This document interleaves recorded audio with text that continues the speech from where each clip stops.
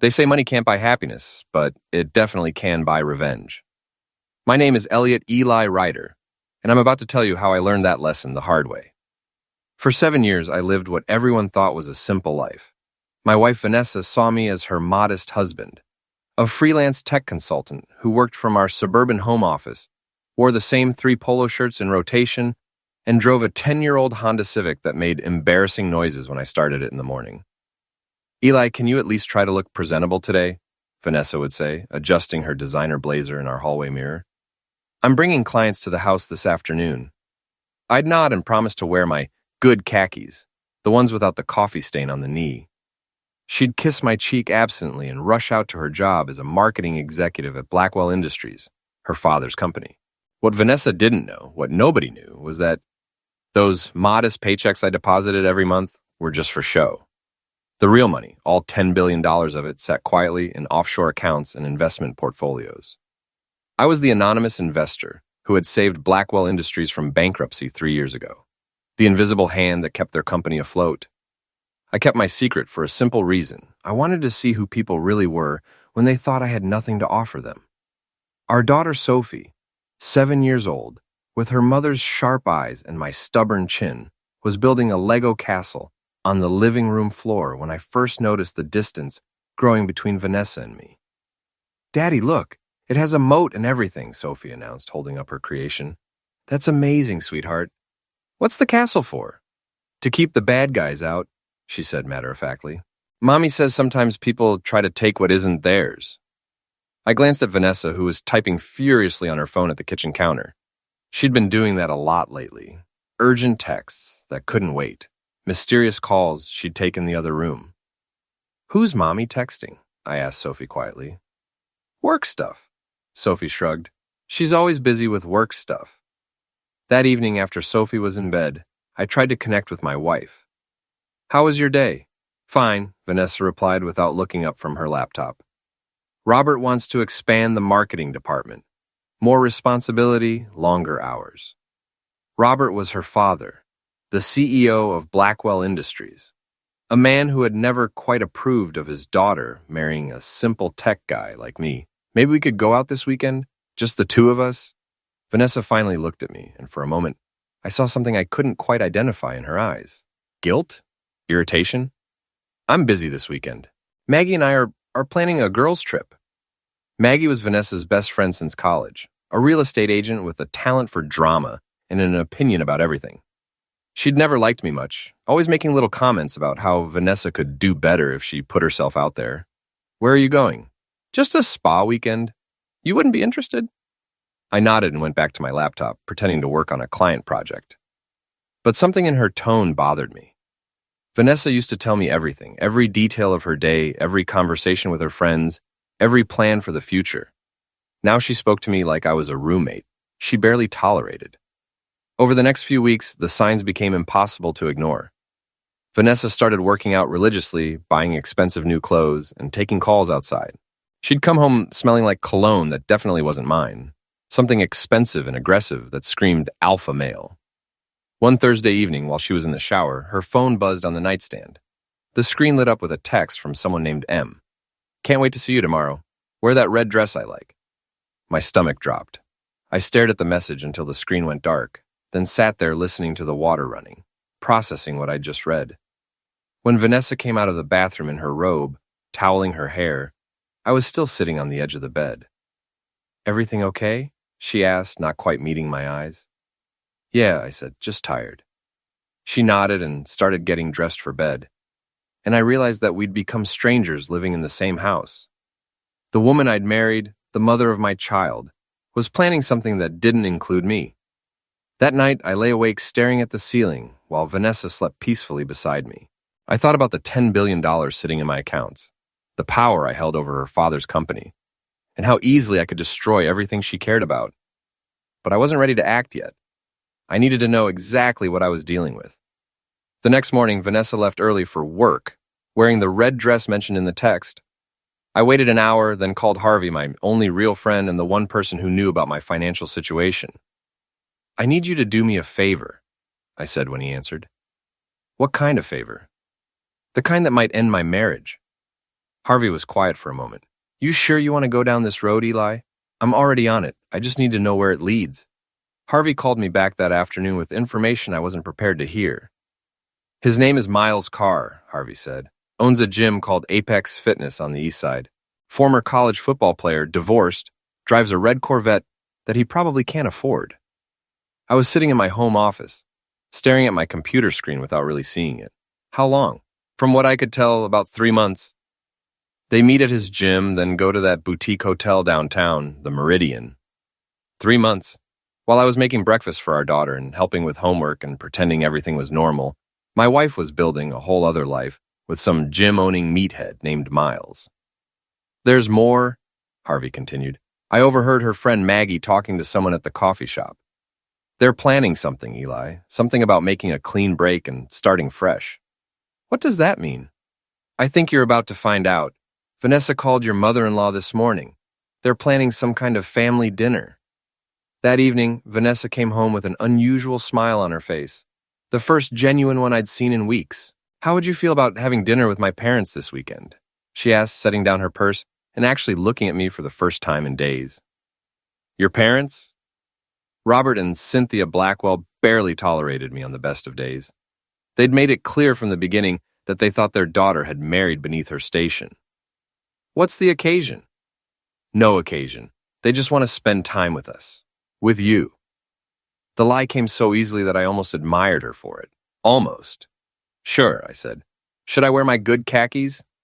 She laughed. Actually laughed. And for a second I remembered why I'd fallen in love with her. Maybe something a little nicer. It's important to me that you make a good impression. That night, after Vanessa fell asleep, I did something I'd never done before. I went through her phone. What I found made my blood run cold. There were hundreds of texts between Vanessa and Miles, dating back 4 months. Photos I definitely didn't want to see. Plans for weekend getaways. And worse, much worse, there was a group chat between Vanessa, Maggie, and another friend named Liz discussing the Eli problem. He's getting suspicious, Vanessa had written. We need to move faster. Just stick to the plan, Maggie had replied. One dinner with your parents and this whole thing will be over. What if he doesn't take the hint? Liz had asked. He will, Vanessa wrote. He's not exactly the fighting type.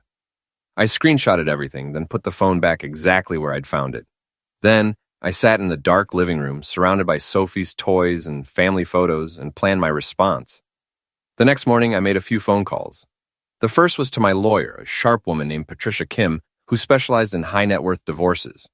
I need you to prepare some documents, I told her, but don't file anything yet. I want to see how this plays out.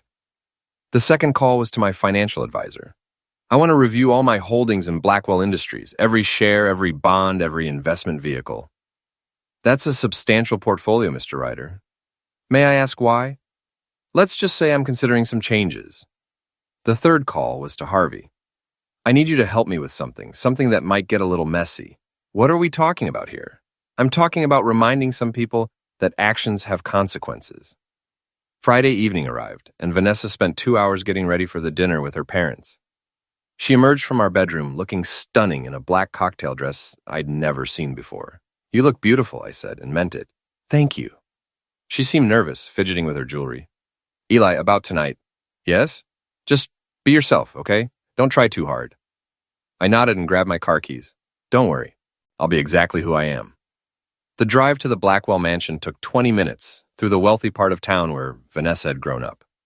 Houses got bigger and more imposing as we drove, until we pulled up to the circular driveway of a colonial-style mansion that screamed old money.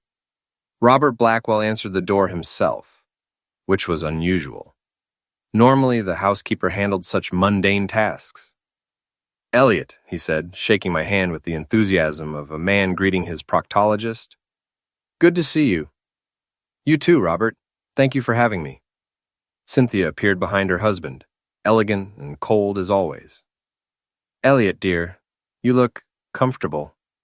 I was wearing my best suit, a navy blue number I'd bought at Men's Warehouse 3 years ago. Next to Robert's custom tailoring, I probably looked like I'd gotten dressed at a thrift store. Thank you, Cynthia.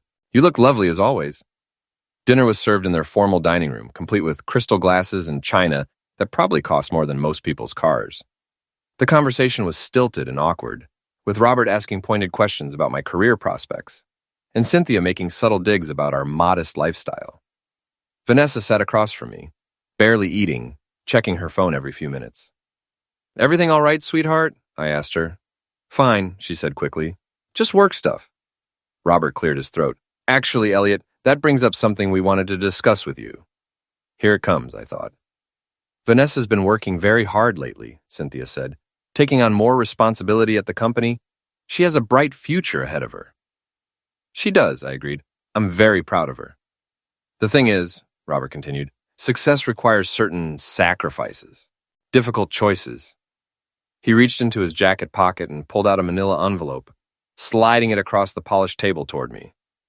"What's this?" I asked, though I already knew. "Open it," Robert said. Inside the envelope was a cashier's check for $200,000 and a set of divorce papers, already filled out and ready for my signature.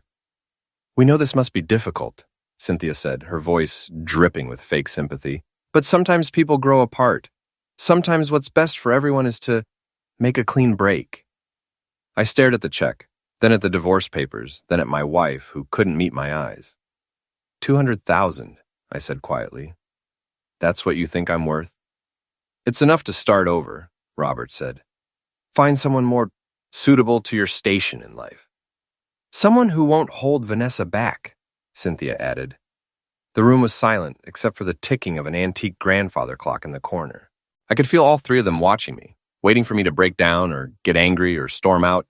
Instead, I smiled. "You know what?" I said, folding the papers and slipping them back into the envelope, along with the check. "You're absolutely right." Vanessa's head snapped up. "What?" "Sometimes people do grow apart. Sometimes what seems like one thing turns out to be something completely different." I stood up and pushed my chair back. "Thank you for dinner, and thank you for this." I held up the envelope. "It's very illuminating." Robert looked confused. "So you'll sign the papers?" "Oh, I'll definitely be signing some papers," I said. "Just not the ones you think." I walked around the table and kissed Vanessa on the forehead. She sat frozen, staring at me with wide eyes. "Give my love to Miles," I whispered in her ear. Then I walked out of the mansion, got in my embarrassing Honda Civic, and drove home to begin the most satisfying phase of my life. I spent the weekend in my home office, making phone calls and reviewing documents while Vanessa took Sophie to her mother's house. The official story was that Daddy needed to work on an important project. The truth was that I needed time to set the stage for what was coming. Monday morning, I was sitting at my kitchen table drinking coffee when Vanessa came downstairs, already dressed for work. "We need to talk," she said, not quite meeting my eyes. "Do we?" "About Friday night, about the dinner." I took a sip of coffee and studied her face. She looked tired, stressed, like someone carrying a weight she couldn't put down. "What about it? You seemed different when you left." "Different how?" She sat down across from me, fidgeting with her wedding ring. "I don't know. Confident, maybe? Like you knew something." "I do know something," I said calmly. "I know that my wife has been cheating on me with a gym owner named Miles Carr for the past 4 months. I know that she and her friends have been planning to get rid of me. And I know that her parents just tried to buy me off like I'm some kind of inconvenient problem that money can solve." Vanessa went very still. "Eli, I also know," I continued, "that you have no idea who you're actually married to." "What does that mean?" I pulled out my laptop and turned it toward her. On the screen was a bank statement showing a balance that made her eyes widen. "It means that the simple tech consultant you've been cheating on is worth approximately $10 billion. Vanessa stared at the screen for a long moment, then looked back at me. "That's not possible." "It's very possible. In fact, it's documented quite thoroughly." I clicked to another screen showing investment portfolios, real estate holdings, and corporate shares. "You see, while you've been building a new life with Miles, I've been quietly building an empire." "But how? When?" "Remember that app I developed in college? The one you said would never amount to anything? I sold it to Google for $50 million 6 months before we got married. I've been investing the proceeds ever since." Vanessa's face had gone pale. "Why didn't you tell me?" "Because I wanted to see who you really were when you thought I had nothing to offer. Turns out, you're exactly who I thought you were." She was quiet for a long time, processing what I'd told her. When she finally spoke, her voice was small and uncertain. What are you going to do? I closed the laptop and finished my coffee. I'm going to show you what happens when you try to discard someone who holds all the cards. That afternoon, while Vanessa was at work, I made a visit to Apex Fitness. Miles' car was exactly what I'd expected. 6 feet of muscle and arrogance wrapped in expensive workout clothes. He was leading a CrossFit class when I walked in, barking orders at a group of sweaty professionals who paid him to yell at them. You new here? The receptionist asked. Thinking about joining?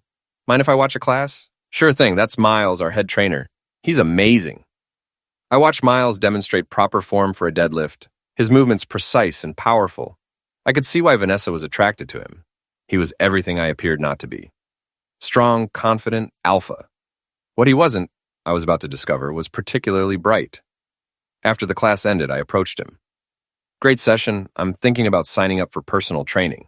Smart choice, Miles said, looking me up and down with barely concealed disdain. You could definitely use some work. What's your fitness background? Pretty much nothing. I work in tech, spend most of my time behind a desk. Yeah, I can tell. He grabbed a clipboard from the front desk. Fill this out and we'll set up an assessment. Fair warning, though, I don't go easy on clients. If you want to transform your body, you've got to be willing to suffer. I filled out the form using a fake name and contact information. Actually, I have a question about your policies. Go ahead. What's your stance on trainers getting involved with married clients?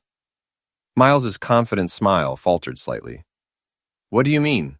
I mean hypothetically, if a trainer was sleeping with someone's wife, would that be grounds for losing membership? The color drained from his face. I don't know what you're talking about. Sure you do, Miles. You're sleeping with Vanessa Ryder. You've been meeting at the Meridian Hotel. You bought her that red dress she wore to dinner Friday night. Miles looked around the gym, clearly panicking. Several other trainers and clients were within earshot. Who are you? I'm Elliot Ryder, Vanessa's husband. For a moment, I thought he might try to hit me. His hands clenched into fists and his jaw tightened. But we were in public, surrounded by witnesses, and even Miles wasn't stupid enough to assault someone in his own gym. Look, man, he said, lowering his voice. It's not what you think. It's exactly what I think. The question is, what are you going to do about it? What do you want? I smiled and handed him back the clipboard. I want you to remember this conversation when everything falls apart. I want you to remember that you had a chance to walk away, and you chose not to take it. I left him standing there, confused and scared, and drove home to prepare for phase 2. That evening, Vanessa came home late, claiming she'd been in meetings all day. She seemed nervous, distracted, checking her phone constantly. How was your day? She asked, not really listening for an answer. Productive. I met some interesting people. That's nice. After Sophie went to bed, I found Vanessa in our bedroom, pacing and talking quietly on her phone. I don't know how he found out, she was saying. Yes, he knows about you. No, I don't think he's going to do anything crazy. He's not the type. She hung up when she saw me in the doorway. Miles? I asked. She nodded, not bothering to deny it anymore. He's worried I might cause trouble for him. Are you going to? I walked to our closet and pulled out a suitcase. Vanessa, in about 48 hours, your entire world is going to change. Your father's company, your family's reputation, your boyfriend's business, all of it is going to come crashing down. What are you talking about? I started packing clothes methodically. I'm talking about the fact that I own 60% of Blackwell Industries. I'm talking about the fact that I can destroy Miles's gym with a single phone call. I'm talking about the fact that you and your parents just declared war on someone who has the power to erase you from existence. Vanessa sat down heavily on the bed. Eli, please, can't we work this out? Work what out? The cheating, the lying, the fact that your parents tried to buy me off like some kind of inconvenience? I made a mistake. I can end things with Miles. We can go to counseling. I zipped up the suitcase and set it by the door. You're right about one thing. You did make a mistake. You forgot that actions have consequences. Where are you going? To a hotel.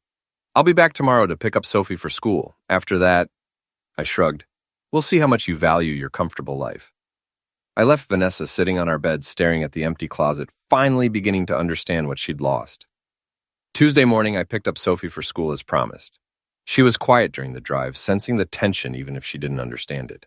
Are you and Mommy fighting? She asked as we pulled into the school parking lot. Sometimes grown-ups have disagreements, sweetheart.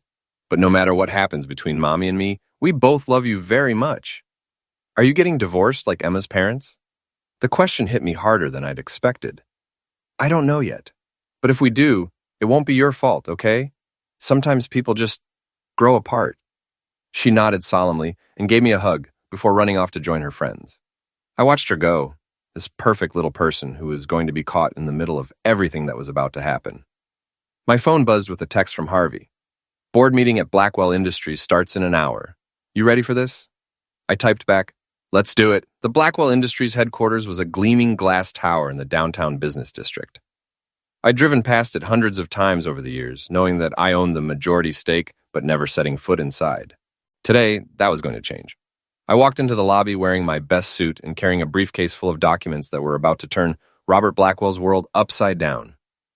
I'm here for the board meeting, I told the receptionist. Name, Elliot Ryder. I represent the majority shareholder. She looked confused.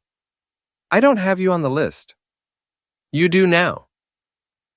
20 minutes later, I was sitting at a conference table surrounded by 12 of the most powerful business people in the city. Robert Blackwell sat at the head of the table, looking confident and self-assured. Ladies and gentlemen, he began, thank you for coming. As you know, we've called this emergency meeting to discuss the company's recent financial challenges and to propose some strategic changes. Actually, I interrupted, we're here to discuss new leadership. Robert looked at me like I was an insect that had somehow crawled into his boardroom. I'm sorry, who are you? I'm Elliot Ryder. I represent Meridian Holdings, which owns 60% of this company's outstanding shares. The room went dead silent. Robert's confident expression faltered. That's impossible, he said. Meridian Holdings is an anonymous investment group. We don't even know who they are. I opened my briefcase and pulled out a stack of documents, sliding them across the table. Actually, you do now. Meridian Holdings is me. I'm the anonymous investor who saved this company from bankruptcy 3 years ago. I'm the one who's been funding your expansion and keeping your stock price stable. Robert grabbed the documents and started reading, his face growing paler with each page. This can't be right, he said. You're nobody. I'm somebody who owns this company. And as of today, I'm exercising my right to call for new leadership. One of the other board members, a woman named Patricia Chen, leaned forward. Ryder, assuming these documents are legitimate, what exactly are you proposing? I'm proposing that Robert Blackwell step down as CEO, effective immediately. I'm also proposing that we conduct a full audit of company finances, including any personal expenses that may have been inappropriately charged to corporate accounts. Robert shot to his feet. This is ridiculous. You can't just walk in here and... I can do whatever I want, I said calmly. I own this company. You work for me. You've always worked for me. You just didn't know it. The next hour was a masterclass in corporate warfare. Robert tried everything, challenging the legitimacy of my documents, threatening legal action, appealing to the other board members' loyalty. But numbers don't lie, and my lawyers had prepared everything perfectly. By the end of the meeting, Robert Blackwell was no longer the CEO of the company his grandfather had founded. He was escorted from the building by security, along with his personal effects and what remained of his dignity. I stayed behind to meet with the remaining board members and discuss the transition. As I was leaving, my phone rang. Eli? It was Vanessa, and she sounded panicked. What did you do? I went to work. My father just called. He's been fired from his own company. It was never his company, Vanessa. It was mine. I just let him run it. This is insane. You can't destroy people's lives because you're angry about a marriage that wasn't working anyway. Watch me. I hung up and drove to Apex Fitness for the second phase of my plan. Miles was training a client when I walked in, but he stopped mid-sentence when he saw me. We need to talk, I said. He said something to his client and walked over, trying to look tough but clearly nervous. Look, man, I don't want any trouble. Too late for that. I pulled out my phone and showed him a document. This is a lease agreement for this building. Guess who owns it? His eyes widened as he read. You? Me. Through a shell company, but yes. Your rent just went up significantly. You can't do that. I can do anything I want. I can also call the health department and report some violations I noticed during my visit yesterday. I can contact your insurance company and mention some safety concerns. I can make your life very, very difficult. Miles looked around the gym. His pride and joy, his livelihood, everything he'd worked for. What do you want? I want you to understand that sleeping with other men's wives has consequences. I want you to think about that every time you can't make rent. I left him standing there, surrounded by his expensive equipment and his crumbling dreams. That evening, I returned home to find Vanessa packing suitcases. Going somewhere? My parents' house. My father needs support right now. How's that working out for them? She turned to face me, and I saw something in her eyes I'd never seen before. Fear. Eli, please, I know you're angry, but this has gone far enough. You've made your point. Have I? Because from where I'm standing, it looks like you still don't understand what you've done. I cheated. I know that was wrong. I'm sorry. You didn't just cheat, Vanessa. You conspired with your family to humiliate and discard me. You tried to steal my daughter and my dignity. You treated me like garbage because you thought I was powerless to stop you. I never wanted to hurt you. But you did. And now you get to live with the consequences. She finished packing in silence, then paused at the bedroom door. What about Sophie? Sophie stays with me. This is her home. You can't keep me from my daughter. I'm not keeping you from anything. But if you want to see her, you'll do it on my terms. After Vanessa left, I sat in the quiet house, surrounded by the wreckage of my marriage and the life we'd built together. Part of me felt guilty about the destruction I'd caused, but a larger part felt something I hadn't experienced in months: satisfaction. My phone buzzed with a text from Harvey. Saw the news about Blackwell Industries. How are you holding up? I typed back, just getting started. The local business news picked up the story by Thursday morning. Anonymous investor revealed in Blackwell Industries shakeup.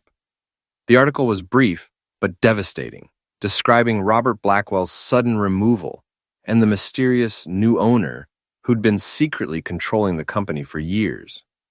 I was making breakfast for Sophie when my phone started ringing. First, it was reporters wanting comments. Then it was lawyers representing various members of the Blackwell family. Finally, it was Cynthia Blackwell herself. Elliot, we need to talk. Do we? This vendetta has gone far enough. Robert is devastated. The family reputation is in ruins. That's unfortunate. Don't be cruel. We can work something out. Name your price. I almost laughed. Cynthia, you tried to buy me off for $200,000. Do you have any idea how insulting that was? We didn't understand. You understood perfectly. You thought I was weak and poor and disposable. You thought you could eliminate me like an inconvenient problem. What do you want from us? I want you to remember this feeling. I want you to remember what it's like to be powerless. I hung up and drove Sophie to school, then headed to my lawyer's office to finalize the divorce papers. Patricia Kim reviewed the documents with professional efficiency. Given your financial position and the evidence of adultery, this should be straightforward, and Mrs. Ryder will receive minimal alimony and limited custody rights. What about the house? You purchased it before the marriage with your own funds. She has no claim to it. And Blackwell Industries? Your shares are separate property. She can't touch them. I signed the papers and authorized Patricia to serve them. By evening, Vanessa would officially know that her comfortable life was over. That afternoon, I decided to check on Miles's gym. I parked across the street and watched through the windows as he tried to conduct business as usual. But something was different. There were fewer clients, and the ones who were there seemed distracted, uncomfortable. My phone rang. It was Harvey. You need to see something, he said. Meet me at Murphy's Bar in 20 minutes. Murphy's was a dive bar downtown where Harvey and I sometimes met for drinks. I found him in a corner booth with his laptop open. What am I looking at? I asked, sliding into the seat across from him. Social media. Your wife's friends are not taking this well. He turned the screen toward me. There were Facebook posts from Maggie and Liz expressing outrage about vindictive husbands and innocent women being punished. But more interesting were the comments from other people, mutual friends, neighbors, coworkers, who were clearly picking sides. Look at this one, Harvey said, scrolling to a post from someone named Jennifer Walsh. She's calling Vanessa out for cheating, says everyone knew about the affair but felt sorry for you. I read through the comments, watching my wife's social circle tear itself apart in real time. Some people defended her, saying marriage was complicated and everyone deserved happiness. Others condemned her for destroying our family. The drama was playing out publicly, messily, for everyone to see. There's more, Harvey said, clicking to another tab. Miles's gym is getting review bombed. Someone posted about the affair on Yelp, and now people are leaving one-star reviews calling him a homewrecker and a predator. I felt a grim satisfaction reading the reviews. Miles had built his reputation on being a trustworthy fitness professional. Now that reputation was crumbling, one angry review at a time. How did this get out so fast? Harvey shrugged. Small town, big scandal. When a billionaire's marriage implodes, people talk. My phone buzzed with a text from an unknown number. This is Miles. We need to meet. Please. I showed Harvey the message. What do you think? I think he's scared. His business is dying and he knows you're the one ending it. I typed back, Murphy's Bar, 1 hour. Miles showed up exactly on time, looking haggard and desperate. He'd lost weight since I'd last seen him, and there were dark circles under his eyes. Thank you for meeting me, he said, sliding into the booth across from Harvey and me. What do you want, Miles? I want this to stop. The reviews, the lease increase, whatever else you're planning, just stop. Why would I do that? Because I'm sorry, because I made a mistake and I'm willing to pay for it. Harvey snorted. Little late for apologies, don't you think? Miles ignored him, focusing on me.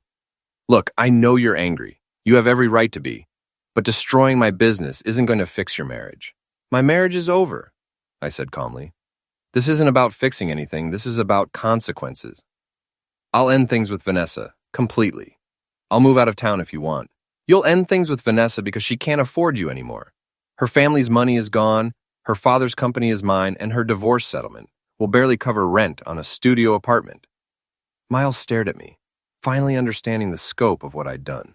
You destroyed her entire family because she cheated? I destroyed her entire family because they tried to destroy me. The cheating was just the catalyst. He was quiet for a long moment, processing this. What do you want from me?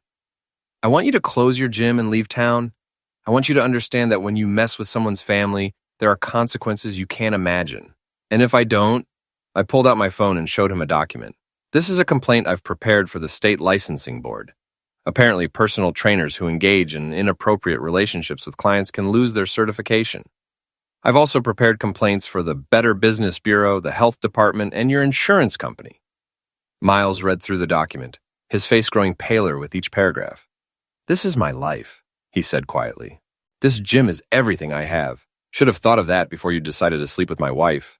He stood up abruptly, his chair scraping against the floor. You're destroying innocent people. Innocent? I laughed. Miles, you knew Vanessa was married. You knew she had a child. You pursued her anyway because you thought there would be no consequences. You thought I was just some weak little man who would roll over and take it. I never thought, that's right, you never thought. And now you're learning that actions have consequences.